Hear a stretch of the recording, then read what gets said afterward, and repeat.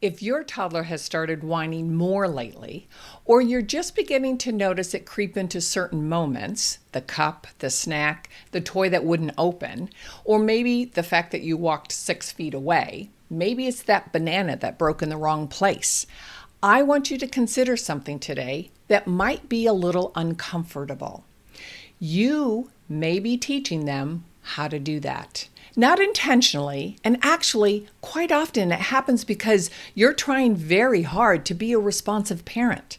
You're trying to understand. You're trying to soothe. You're trying to get dinner on the table before everybody falls apart. And somewhere inside those 1,000 tiny exchanges, your toddler discovers something. This whining, it works. Toddlers are very good at discovering what works. They watch, they repeat, they experiment, and what gets mom's attention? What makes dad move faster? What gets somebody to pick me up? What helps me when I don't know how to say what I need? And if whining works, why wouldn't they use it? Sometimes it begins almost accidentally. A sound, a protest, a little escalation. Your toddler tries something and discovers, wow, that got a reaction. That got immediate attention. And that's exactly why I want you to notice early. Because whining doesn't have to become your toddler's main way to communicate. Whether you hear it once in a while, you're beginning to notice it in certain situations, or maybe you already feel like it's taken over much of your day. We can help teach better communication. Today, I'm going to show you how to begin replacing whining with communication your toddler can actually use without ignoring him, without shaming him, and without expecting language he hasn't yet mastered. Remember, a 2-year-old is still very young and very concrete. We have to meet him where he is developmentally. We're going to do it with 4 simple ideas: model, shape, practice, and fade. Because this really isn't about stopping that annoying behavior. It's about understanding how young children learn and knowing what your job is while they're still too little to carry all of this on their own. And some of the clearest lessons happen in the most ordinary moments. Let's think about dinner time, right? You're in the kitchen, you're making dinner, chicken's on the cutting board, something's boiling on the stove, your phone even starts to buzz, and your toddler walks in. Water. Okay, honey, mommy will get you some water in a minute. Water. I heard you. I'm cutting the chicken, and as soon as I'm done, I'll wash my hands and get it. Pause. Mommy, water, water. You keep cutting. Mommy, mommy, mommy, I want water. And you think, wow, I can't tolerate this for one more second. So what do? You put down the knife, you wash your hands quickly, you fill up a cup, and you hand it to him. Quiet, peace, success. Except a lesson just happened. And it's not the one that you meant to teach. Your toddler asked appropriately in the beginning and then had to wait. So he escalated. And what happened? Mom moved. Now, don't get me wrong. He's not standing there thinking, that was an interesting exchange. I appear to have discovered an intermittent reinforcement schedule. No, he's 2. He lives in the immediate gratification schedule. And he's simply learning that worked. Human beings repeat what works, period. Adults do it, toddlers do it, we all do it. A calm request gets wait. Whining gets, oh, for goodness sake, here, take it. Guess which one just became more effective? We may have reinforced it without ever meaning to. Now, one exchange is not going to create this lifelong habit of whining and a cranky kid.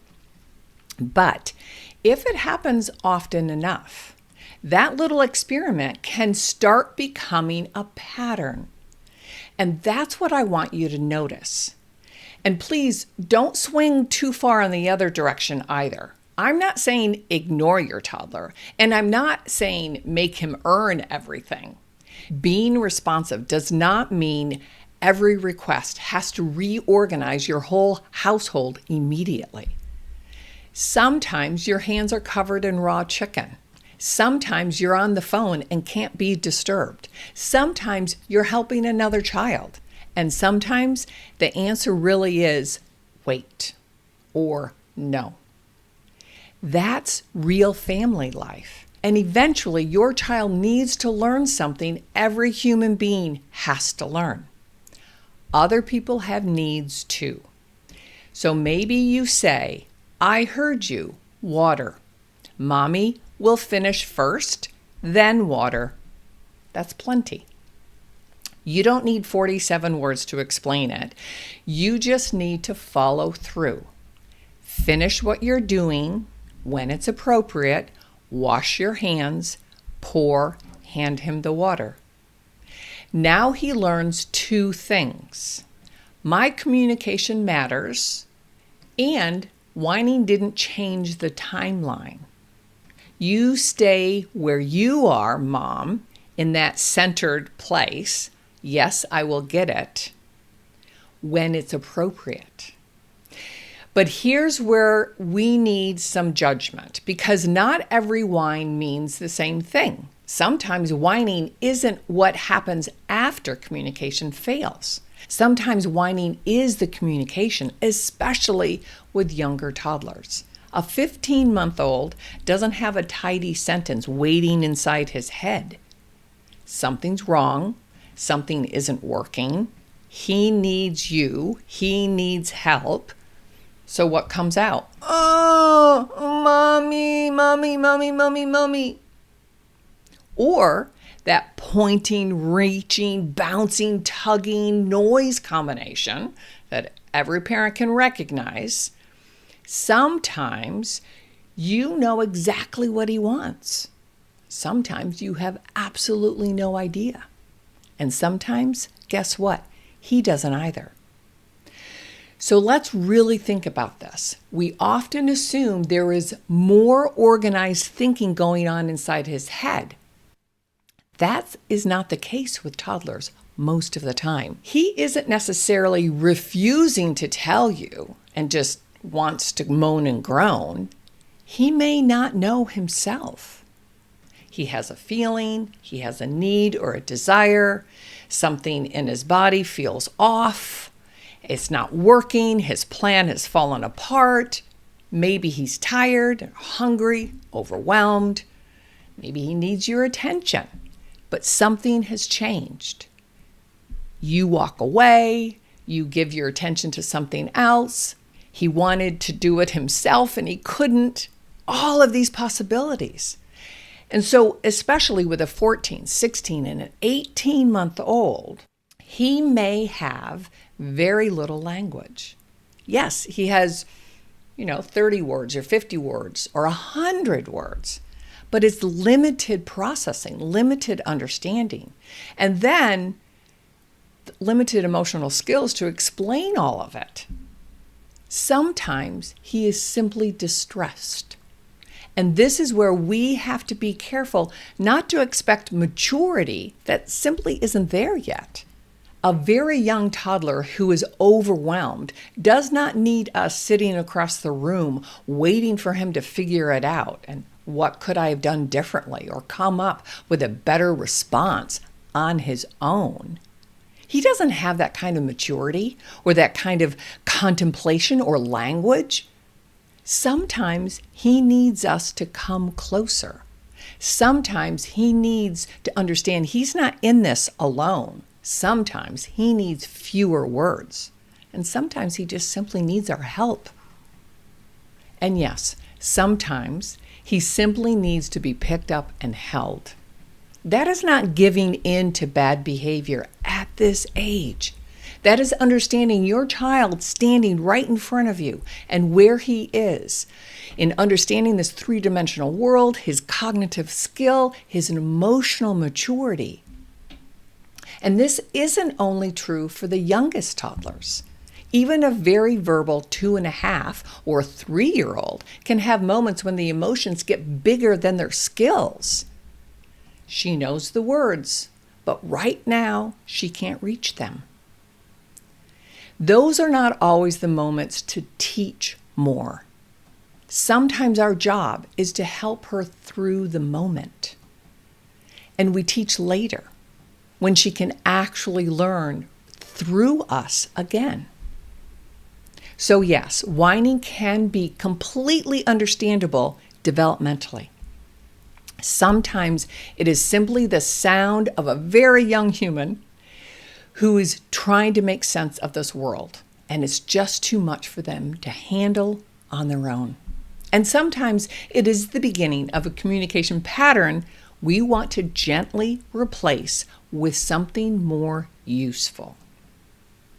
A gesture, a word, a request, a way to ask for help without irritating the people around them. Our job is to know the difference. We don't shame it. We don't label the child. And we don't automatically pull away because we're afraid comforting him will reward the behavior. We have to stay present. We help him settle. And when he's ready, we teach. So that brings me to another distinction I think parents really need to understand. A child who looks calm is not necessarily a child who has learned how to regulate himself. An 18-month-old may eventually stop crying. He may sit where you told him to sit. He may, gather his emotional overload. He may repeat words that you gave him. He may even do what you ask. Apologize to your brother. But compliance and emotional regulation are not the same thing. A very young child can learn what he has to do to make an uncomfortable moment end long before he understands what happened or begins to know how to handle it differently next time. And that matters.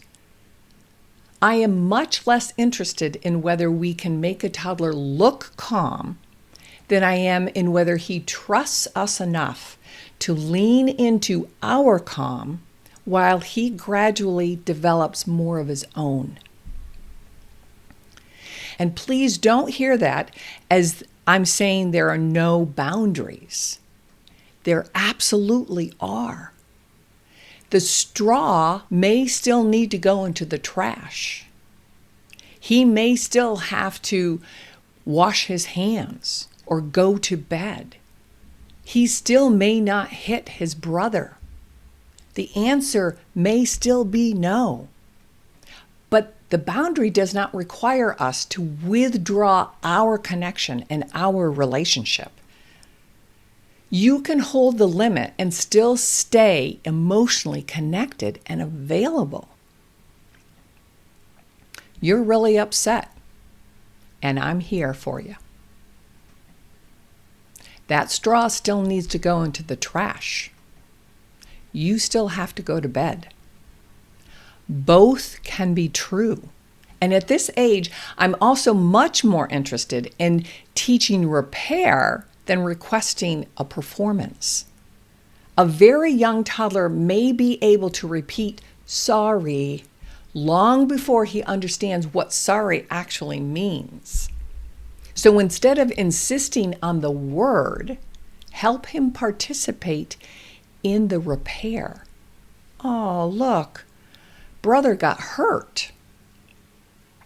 Let's check him out. Gentle hands. Easy. At first, you carry more of the understanding. As he matures, he carries more of it himself. We're not simply trying to get compliance. We're building the skills underneath the behavior. And language is one of those skills. Which brings me to something almost every parent has said at some point. And honestly, I've said it too. Use your words. That may work perfectly well with an older child who already understands exactly what you mean by use your words. But with a very young toddler, a 16, 18, 20, even 24-month-old, it can be almost meaningless.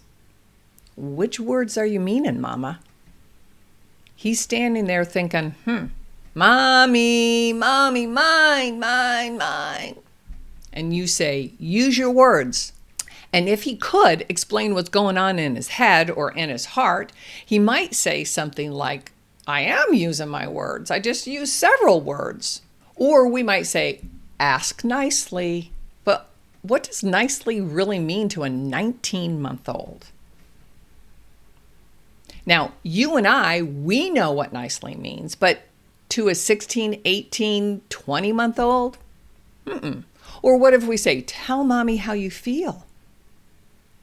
Why did you hit your brother? Why won't you throw the straw away?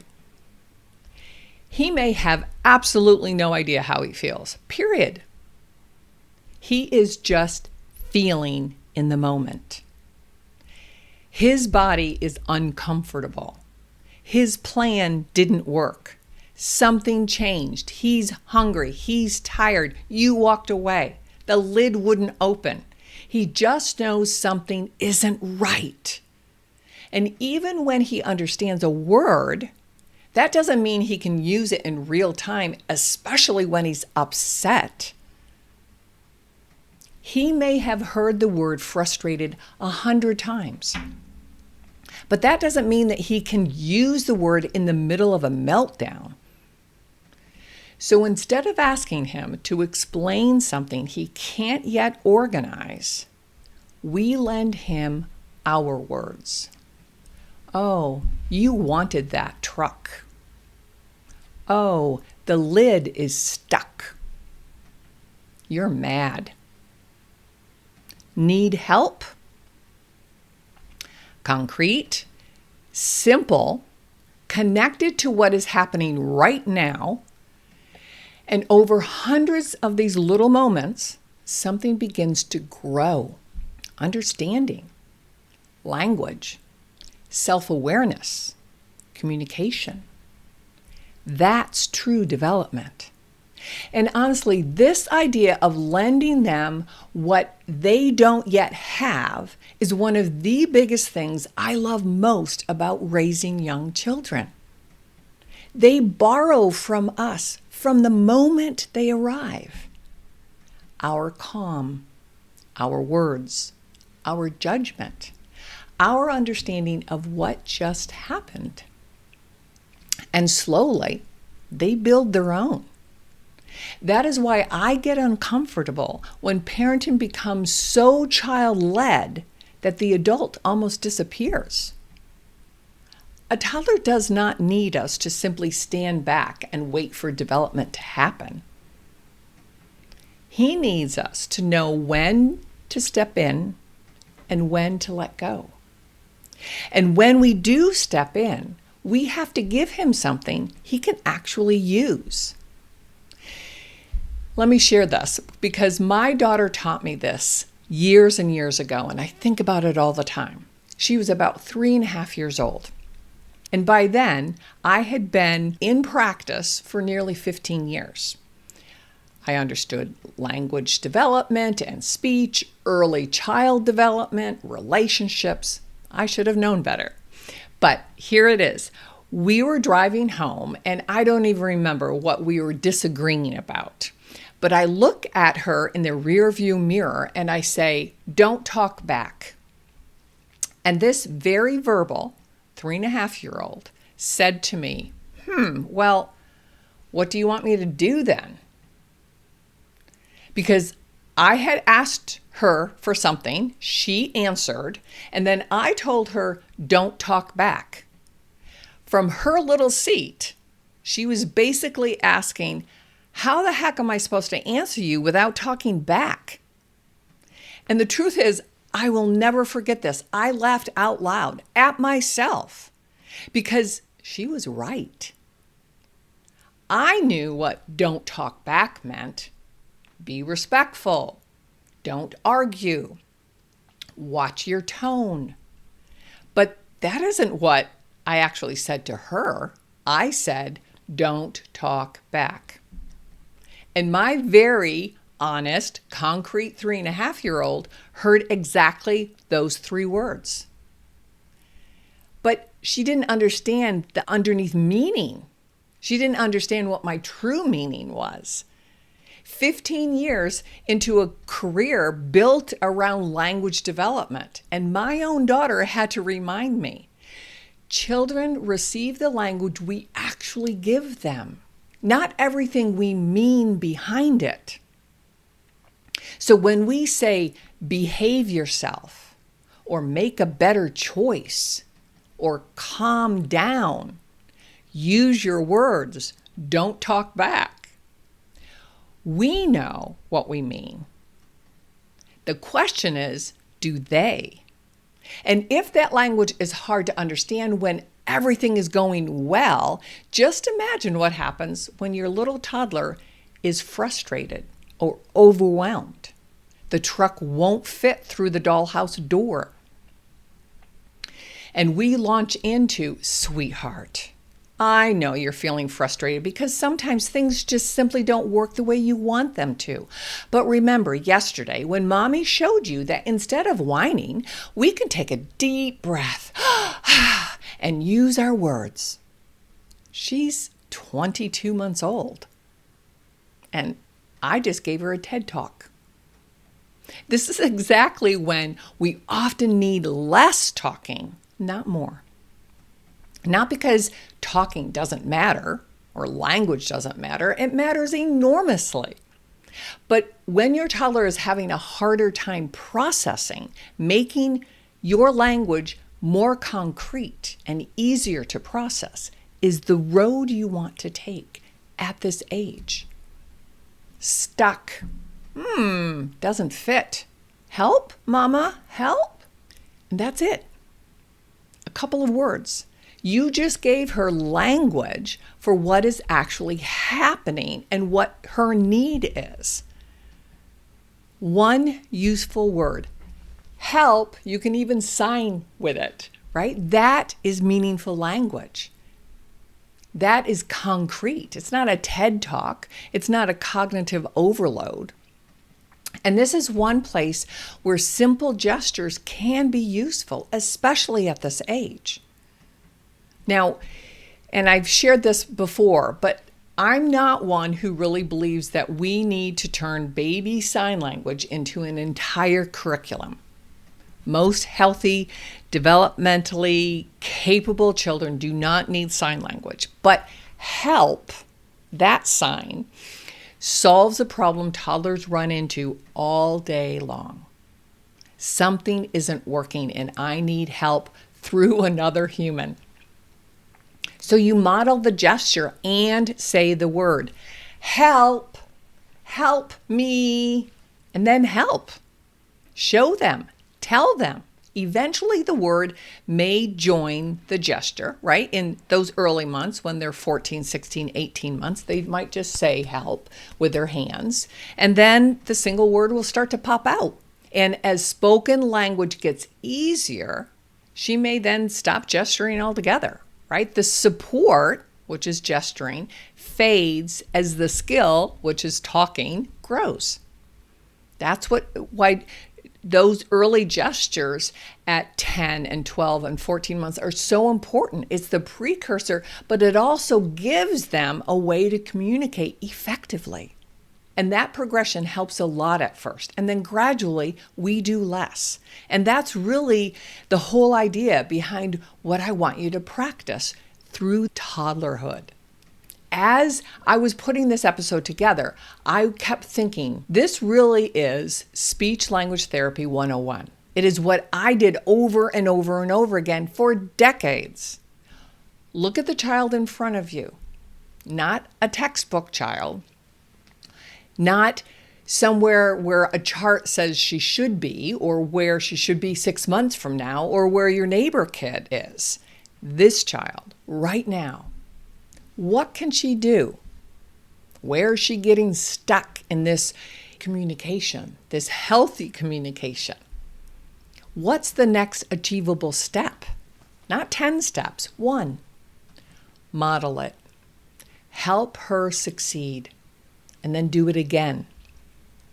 And as she gets better, you do less.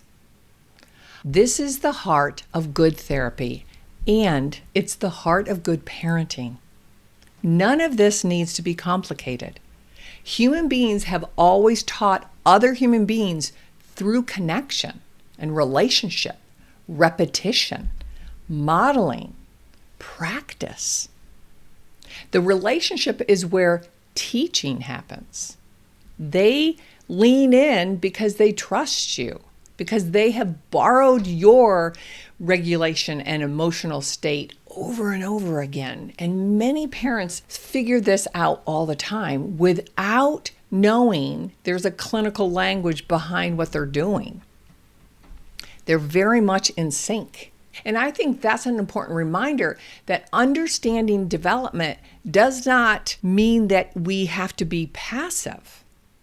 And it's quite the opposite. A toddler's innocence does not require us to be passive. It requires us to be responsible.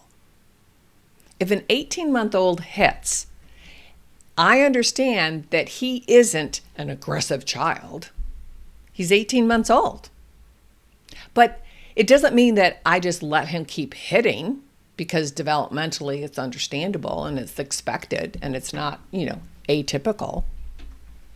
No, I teach. How do we use our hands nicely?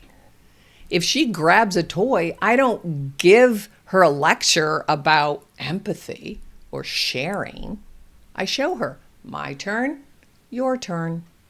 Wait, gentle hands, keep it concrete, repetitive. You're going to say this over and over and over again, and stay in that loving, calm state. Understanding development should make us a better parent because we use clearer language, we have calmer responses, and we have realistic expectations. So let's bring all of this down into something that you can actually start using tomorrow morning. Remember those 4 words I shared in the beginning: model, shape, practice, and fade. So we start with model. The lid won't come off. Mommy! So instead of saying, stop whining, we give him something he can use. Mama, help! And then you pause. If he imitates it, wonderful, then help. Because he just learned, this word works. And there is a timing, right? If he starts to whine, then you don't move forward. You just look at him with your calm state. Mama, help? We're building a simple loop. Think of it that way. The child thinks, I need something. I communicate my need. And then the other person understands me effectively. And then at that point, we shape it. If it is an approximation, or if it doesn't have please or thank you. We're not looking for a perfect sentence at this stage. Your 17-month-old wants water, period. So you say, water. He might say, wah, wah. But we don't want the tone, so we want to model the tone. Yes, water. Because they will match those nonverbal elements, right? The pitch, the tone, the loudness. And then you give it to him. Later on, he might say, more wah, more wah. And then it might be water, please. But all of that is built gradually. One toddler, might have 10 words. Another toddler has 50. One can imitate easily. Another one relies on his gestures a little bit more. They all bring their own little style, but we're constantly shaping and modeling that. So the next step has to be reachable from where your child is at that moment, at that point. And once he has something he can use, practice it before you really desperately need it. Don't only teach help when he's already upset. You teach it in all context. Practice when life is easy, and then that will give him the tool when things get more challenging, when the block gets stuck and he can say, help, help me, or the lid is tight, help, mama. So when he starts to use these in the calmer states, you look at him. Help? You're reinforcing it, and you smile. You open it. You practice with him. It's not testing all the time. You're reading each other. And so we don't want to say, what do you say? Say please, say thank you. That's not effective. Come on, you know how to say this. Say please, and you withhold it. I see that all the time with the younger kids. Now, older kids, certainly you're teaching them those social etiquette to be kind and respectful. But in the beginning, with that 14, 16, 18, 2-year-old, and even 2.5-year-old, you want to be concrete, simple, direct, playful, ordinary, everyday opportunities to learn how to use words instead of whining. So we practice the skill before the hard moment so it has a better chance of becoming available when frustration shows up or disappointment. That's prevention. We don't have to wait until something becomes a big problem before we teach the skill that can actually replace it. And honestly, let me slow down here for a second because I don't want you to rush past this. There is something magnificent about entering your child's little world. A 10-month-old doesn't need to say a word. She drops something. You notice. You hand it back. She drops it again. This time she looks at you. Now, you're in it together, right? You're doing something. And what happens when I do this? She's asking her ahead. Will you do this again? That's the whole cause and effect, right? Of course you will, for a while. The spoon can be fascinating. A leaf can stop a walk for 3 minutes. A cardboard box can become an entire afternoon. That togetherness, even with a child who cannot talk yet, is so deeply human. I don't want us becoming so focused on managing behavior that we miss what's happening right in front of us. Your little one is becoming a person. And as that little person becomes more capable, our job changes too. We fade. At first, we give the exact words they need. Help, mama. And later, what do you need? And then try again.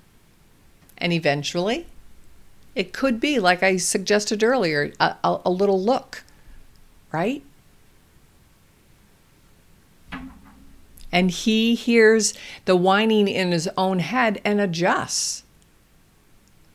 In the beginning, you carried most of the load, most of the responsibility, and then slowly, he carries more and more and more. Support heavily when the skill is new. Do less as the skill grows. Independence, right? That's our major goal here. And for those of us who believe children are actually a gift from God, I think this is where stewardship becomes very practical. It happens in 1,000 ordinary moments nobody else sees.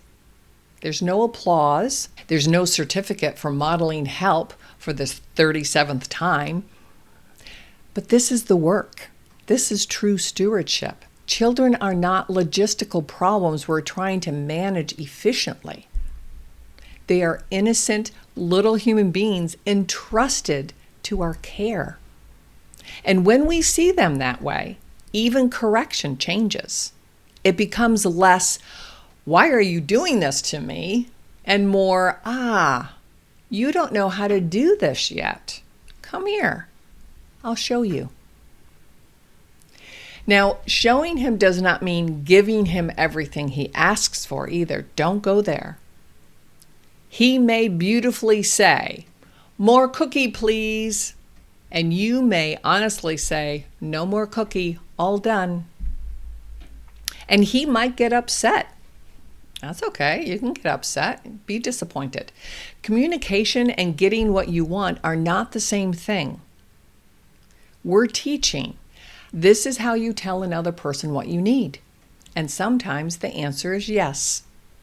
Sometimes it's wait. Sometimes it's no. That's family life. Eventually, they'll take that out into the real world. So what happens when you do all of this and he still whines? Let's go back to the water example, right? In the very beginning, when I was cooking chicken, he asked well. You acknowledged him. Mommy finishes and then water. But now he whines. You don't need a new explanation every 12 seconds. Just use the same words.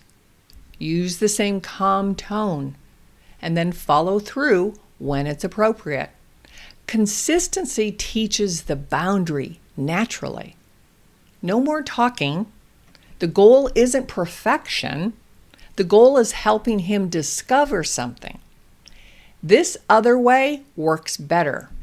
And if you hear advice on other platforms that says don't respond until he asks correctly, I would not use that as a blanket rule.